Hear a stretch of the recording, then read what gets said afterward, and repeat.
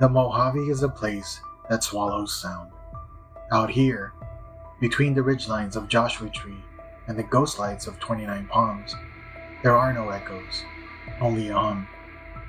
Locals say it's the wind through the old power lines, but some remember the teams that came here in the late 1970s. Caravans of government trucks that arrived after midnight and parked deep in the Morongo Basin. They built a cluster of domes, antennas, and copper-laced towers. Officially, it was an electromagnetic field study. Unofficially, it became known as Project Seraph, an attempt to weaponize the frequencies of the human mind. The documents were never recovered, but fragments remain: handwritten logs, reel-to-reel tapes, and recordings of a strange rhythmic tone. Those who've heard it say it doesn't sound like a machine. It sounds alive. The basin lies like a bowl carved out of the earth, a stretch of sand and volcanic rock connecting Joshua Tree, Yucca Valley, and 29 Palms. At its center sits Sunfair Dry Lake, a flat expanse where nothing grows, where even compasses lose their nerve. The military base looms just over the ridge, its antennas rising like skeletal trees. Locals talk about strange power surges and missing radio time codes around 3 a.m. In 1981, hikers found geometric panels buried in the sand, polished aluminum triangles with scorch marks along the edges. The pieces matched no aircraft known to exist. Geologists tested the metal and discovered microscopic copper threads fused within it, like circuitry melted into stone. Whatever they built out there, it wasn't just research. It was transmission, and the desert was their antenna. At the center of Project Seraph stood the Theta Dome, a geodesic structure covered in reflective alloy, visible from the air only at dawn. Inside, a dozen volunteers sat in isolation pods with electrodes fastened to their temples. Each session began with a low, pulsing frequency, 7.83 Hz, identical to the Earth's own natural resonance. The goal was synchronization, to align human brainwaves with the planet's electromagnetic rhythm. Witnesses reported hallucinations of light spheres, geometric landscapes, and disembodied whispers guiding them toward a signal above sound. One technician, Mark Hanley, kept a private tape diary.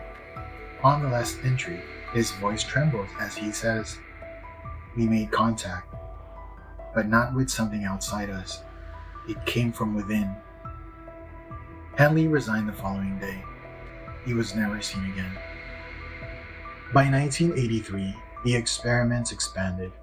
The researchers introduced high-voltage coils and quartz amplifiers, claiming they could bend electromagnetic fields around the dome itself. That's when the reports of temporal drift began. Participants described losing hours or days between blinks. A pilot flying over the basin radioed the tower that he saw the horizon fold in half. Every watch, clock, and camera on site froze at the same minute, 3:17 a.m. The next morning, the air smelled like ozone and copper. The desert was different. The sand rippled as if something beneath it had exhaled. Locals driving through reported seeing the dome blink in and out of existence, like a mirage pulsing on its own frequency. Shortwave operators in Yucca Valley started intercepting voices. They were faint, mechanical, reciting strings of numbers and coordinates that all pointed to the same region near the old test site. The frequency was 22.8 MHz, a dead channel before 1984. Investigators followed the coordinates and found nothing but scattered copper wire, glass shards, and footprints that ended abruptly in the sand. Photographers who tried to document the area complained that their film developed blank, overexposed by light that wasn't there. They called it Signal 22, the phantom broadcast of a project the world wasn't supposed to hear. Even now, some desert ham operators swear they still pick it up on the moonless nights, the same voice repeating, "Seraph online, resonance confirmed." Dr. A.L. Corbin led the program, a neuroscientist from Caltech obsessed with consciousness as a physical force. In March 1984, he requested one final synchronization inside the Theta Dome. Security logs confirmed he entered alone at 2:48 a.m.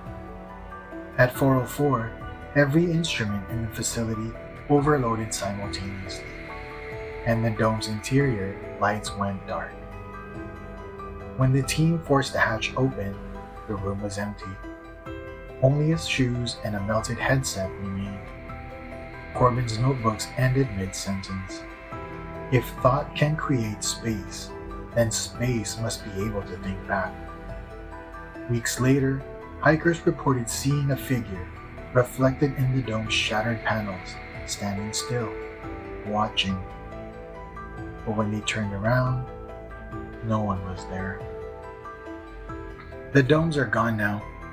Only the copper fragments remain, tangled in brush, glinting beneath the Mojave sun.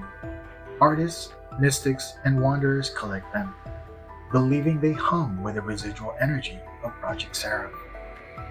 Some claim the hum of the Basin still carries the frequency, a whisper that slips through radio static when the wind is right.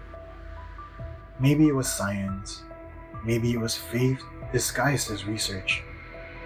But whatever they awakened in the desert wasn't meant to be silenced, because even now, on quiet nights, the Mojave still hums, and somewhere inside that sound, the experiment continues. This is Joshua Tree Encounters, where UFOs, cryptids, and high strangeness collide.